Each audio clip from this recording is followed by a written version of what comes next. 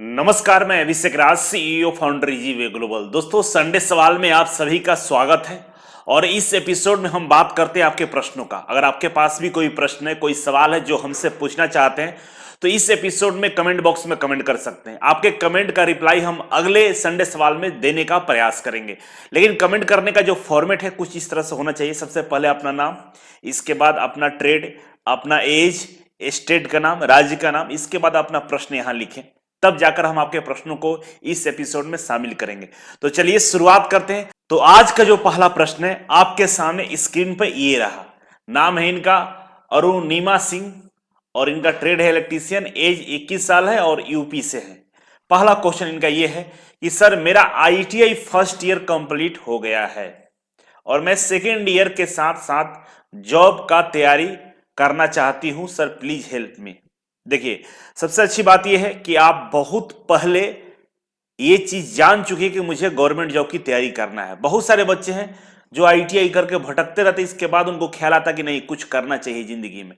अगर आपको पहले ही चीज मालूम चला गया तो ये आपके लिए बेनिफिट होता है कि आप सही रास्ते पे चले जाते हैं। तो सबसे पहले आपको काम क्या करना होगा? सबसे पहले आप डिसाइड कीजिए कि किस तरह का जॉब चाहिए, कहां जाना चाहती है। जैसे एग्जाम्पल के लिए रेलवे हो सकता है, रेलवे में लोको पायलट टेक्नीशियन हो सकता है। मेट्रो हो सकता है, मेट्रो में मेट्रो ड्राइवर, मेट्रो टेक्नीशियन हो सकता है।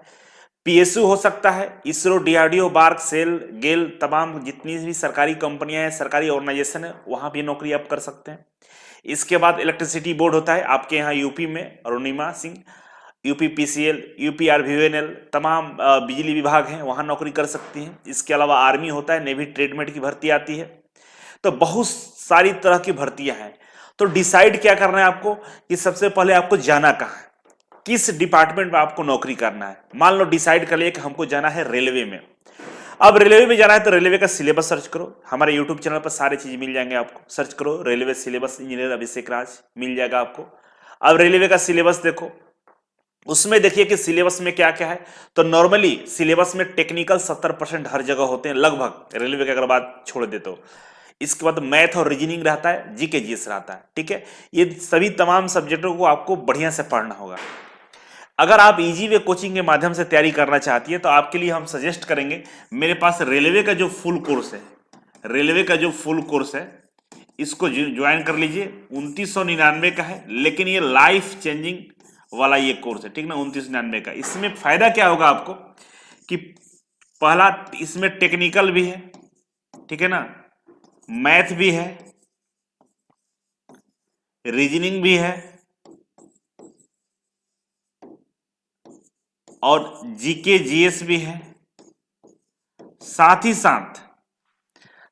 साथ इस कोर्स के अंदर में आपको मिल जाएगा इंजीनियरिंग ड्राइंग जो पीएसयू में और रेलवे में पूछता है। इसके अलावा मिल जाएगा आपको डब्ल्यूसीएस, वर्कशॉप एंड कैलकुलेशन, और मिल जाएगा आपको एम्प्लॉयबिलिटी स्किल। ठीक है, ये रेलवे का सिलेबस ये पूरा मिलेगा आपको। इसके साथ study material, questions bank, video lecture, live classes सब मिलेगा। और इसका फायदा क्या होगा कि अभी आप सेकेंड ईयर में जो आपका एग्जाम होगा एनसीवीटी का, ठीक है, एनसीवीटी के एग्जाम में आपका employability skill, engineering drawing, workshop calculation and science और टेक्निकल, इससे प्रश्न आएंगे। तो एक साथ आपका आईटीआई का भी तैयारी हो गया, क्योंकि चारों सब्जेक्ट यहां इसमें दिया हुआ है 2999 में, प्लस में आपको गवर्नमेंट जॉब का भी तैयारी हो गया। ठीक है, तो इस तरह के कोर्स अगर आप परचेज करते हैं तो आपको सारा चीज का तैयारी हो जाता है। ठीक है, और अभी से अगर आप इस पे काम करेंगी तो आपके लिए काफी बेनिफिट होगा। और इसमें सारे जितने भी सब्जेक्ट का हमने यहां पर नाम लिखा है, टेक्निकल, मैथ, रीजनिंग, सबका प्रैक्टिस सेट दिया हुआ है, क्वेश्चंस बैंक दिया हुआ है, स्टडी मटेरियल दिया हुआ है। एक चैप्टर कंप्लीट कीजिए, उसका प्रैक्टिस सेट लगाइए। और प्रैक्टिस सेट अनलिमिटेड टाइम है, जितना बार दीजिएगा उतना बार आपको बेनिफिट मिलने वाला है। ठीक है, तो आपके पास समय है, इसको परचेज करके पढ़ाई करना शुरू कर दीजिए और घर से ही पढ़ना शुरू कीजिए, आपका तैयारी हो जाएगा, कोई ज्यादा दुविधा की बात नहीं है। नेक्स्ट सवाल है हमारे सामने सूरज कुमार का, बिहार से है और 19 साल इनका एज है, ट्रेड इलेक्ट्रीशियन है और 85% इनका मार्क्स है। ठीक है, इनका सवाल ये है, सवाल 1 लाख का है।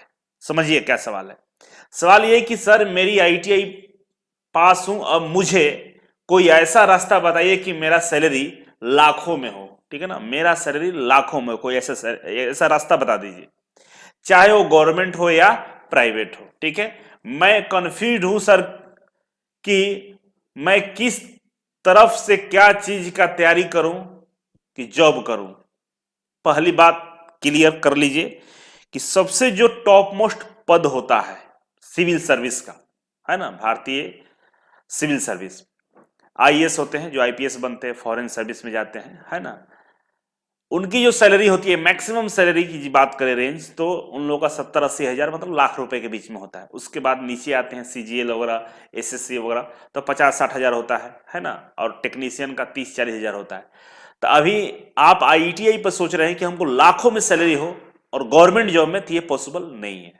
इसके लिए आपको धोखाधड़ी वाला जॉब करना पड़ेगा। ठीक है, तो लाखों में आईटीआई पर सैलरी पॉसिबल नहीं है। और प्राइवेट सेक्टर में भी यही है कि प्राइवेट सेक्टर में भी जाएंगे आप, तो अगर आईटीआई क्वालिफिकेशन से चाहते हैं कि लाखों में सैलरी कमाएं, तो पॉसिबल नहीं है। प्राइवेट सेक्टर में हाँ लाखों में सैलरी मिलेगा, लेकिन आईटीआई क्वालिफिकेशन से आपको ऊपर उठना होगा, आपको चलना होगा बीटेक में। और बीटेक में आप computer engineering, mechanical engineering, electrical engineering से करके आप लाखों में सैलरी पा सकते हैं। अगर ये सब नहीं हो, केवल आईटीआई पर लाखों में सैलरी आपको चाहिए, तो आपको खुद का बिजनेस करना होगा, और खुद के बिजनेस करके आप लाखों में सैलरी पा सकते हैं। जैसे बिजनेस की हम बात करें तो इलेक्ट्रीशियन है तो वायरिंग का काम कर सकते हैं। जितने भी बड़े बड़े अपार्टमेंट बनते हैं ना, जो बिल्डर्स लोग बनाते हैं, वहां पे एज ए इलेक्ट्रीशियन आप उसका टेंडर ले सकते हैं कि भाई एक फ्लैट का हम मान लीजिए वायरिंग करने का 4,000 रुपए लेंगे या 5,000 रुपए लेंगे। उन लोगों के पास 200 फ्लैट होता है, 300 फ्लैट होता है। सारे फ्लैट का अगर आपको टेंडर मिल जाता है तो आपका लाखों में क्या करोड़ों में टर्नओवर हो जाएगा। तो बिजनेस मॉडल में आपको आना होगा, और बिजनेस कैसे करना है, क्या करना है, तो पर्सनली आपको हमसे मिलना होगा, तब आपको हम गाइड कर पाएंगे। ठीक है, आपका सवाल का जवाब ये रहा, बाकी आगे आप देख लीजिएगा। ठीक है, नेक्स्ट है मुकुंद पटेल, फिटर से है और 25 साल एज है इनका, बिहार से है। ठीक है, क्वेश्चन क्या है इनका कि सर हम रेलवे से अप्रेंटिसशिप कर चुके हैं और मेरा ट्रेड अच्छा है, पर आपका सेट मारते हैं तो बहुत ज्यादा गलत हो जाता है, क्या करें सर, हेल्प मी। देखिए, ट्रेड आपका अच्छा है, प्रैक्टिस सेट लगाते हैं तो क्वेश्चन गलत हो जाता है। इसका मतलब यह है कि आपको थ्योरी का नॉलेज तो है, लेकिन आपका कंसेप्ट नहीं क्लियर है ना, न्यूमेरिकल अप्रोच आपका थोड़ा सा वीक है ना, तो आप अपने कंसेप्ट को क्लियर करना पड़ेगा। ठीक है, बहुत जैसे ट्रांसफार्मर है, ट्रांसफार्मर के बारे में हम जान गए, बहुत सारे पार्ट्स के बारे में जान गए, लेकिन उसके बहुत सारे प्रश्न ऐसे लॉजिकल होते हैं जिसको आपको समझकर टाइम देकर समझना होगा। अगर क्वेश्चन गलत हो जाते हैं बहुत सारे, तो इससे परेशान नहीं होना है। इसका एक ही उपाय है कि जो क्वेश्चन गलत हुआ है उसको आंसर को देखिए। अगर आंसर देखने के बाद आपको समझ में आ जा रहा है कि हाँ मेरी गलती है, मैंने गलत टिक कर दिया है, आंसर एक्चुअल में ये था और यही रहेगा, अगर समझ में आ जा रहा है तो फिर है कि रिवीजन का प्रॉब्लम है। अगर आप क्वेश्चन गलत हो गया, आंसर को चेक करते तो आंसर समझ में नहीं आ रहा है, इसका मतलब है थ्योरी को आपको बढ़िया से पढ़ना होगा, जाकर तुरंत उस थ्योरी को देखिए।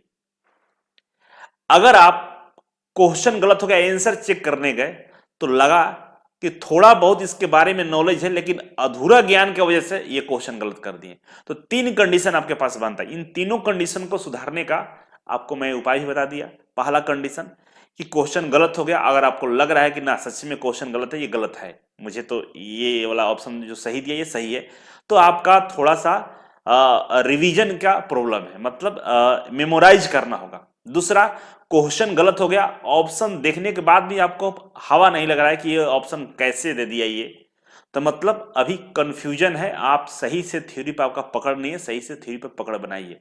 चौथा, क्वेश्चन यूं ही गलत हो गया, बाद में पता चला कि अरे जल्दीबाजी के चक्कर में गलत हुआ है, मतलब पेशेंस का प्रॉब्लम है, बढ़िया से क्वेश्चन पढ़ के प्रैक्टिस कीजिए। ये तीनों में से जो भी केस आपके साथ है उसके लिए वो उपाय करिए, बाकी कोई दिक्कत नहीं है। फर्स्ट टाइम में ये सब होता रहता है, स्टूडेंट लाइफ में आप लगातार प्रैक्टिस करते रहिए, सही हो जाएगा। ठीक है, नेक्स्ट है राकेश उरांव, और ये इलेक्ट्रीशियन है, 21 साल इनका एज है, कास्ट एसटी है और बिहार से। क्वालिफिकेशन है 10th में 53%, 12th में 57% और आईटीआई में 93%। क्वेश्चन क्या है इनका भाई कि मैं बाहर में काम करता हूं सर, क्या मैं टेक्निकल के साथ तैयारी कर सकता हूं? बिल्कुल 100% कर सकते हैं। और आपका कास्ट एसटी है तो थोड़ा सा आपको सीरियस होना चाहिए गवर्नमेंट जॉब के लिए, ठीक है ना, गवर्नमेंट जॉब के लिए आपको सीरियस होना चाहिए, तैयारी करनी चाहिए। ज्यादा बाबू मेहनत की जरूरत नहीं है, मात्र 3 से 4 घंटा डेली निकालो, 2 घंटा सुबह 2 घंटा शाम को, इतने में आपको नौकरी मिल जाएगा।